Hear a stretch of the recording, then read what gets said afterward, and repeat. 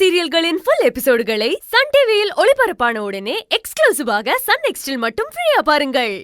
பிறந்த நாள் அதுவுமா அவனை சந்தோஷப்படுத்தணுமேனு எல்லாத்தையும் மறந்துட்டு நான் அவன் முன்னாடி போய் நின்னேன். ஆனா கடைசியில அவன் என்ன பண்ணா? வாடா செல்வம் வீட்டுக்குன்னு கூப்பிட்டேன். வந்தானா? பொண்டாட்டி வந்தாதான் நானும் வருவேன்ல சொல்லிட்டான்.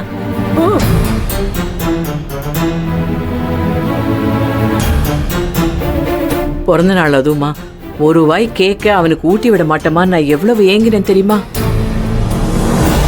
இனி காலையிலயாவது இங்க வருவான்னு ரொம்ப எதிர்பார்த்தேன்.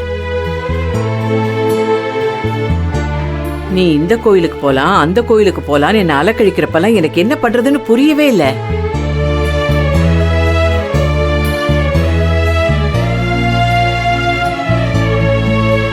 இப்ப நீ சொல்லதான் எனக்கு எல்லாமே புரியுது. என்ன புரிஞ்சுது? உன் பொண்ணு என்ன சொன்னாலும் தலையாட்டிடுவியா?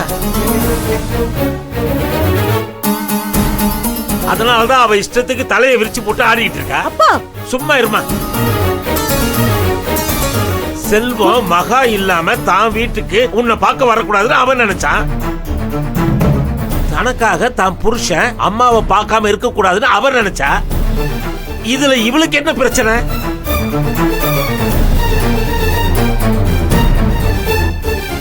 போனெல்லாம் பறிச்சு வச்சுக்கிட்டு இங்கேயும் அங்கேயும் அலைய விட்டுட்டு இவ சொல்றதெல்லாம் சரின்னு சொல்றியா?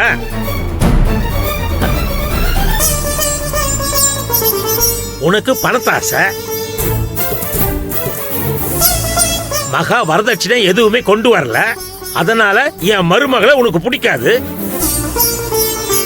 அத ஒரு காரணமா வச்சுக்கிட்டு மகாவிய செல்வத்தையே பிரிச்சே தீர்வுன்னு இவ கங்கணம் கட்டிக்கிட்டு அலைகிறா.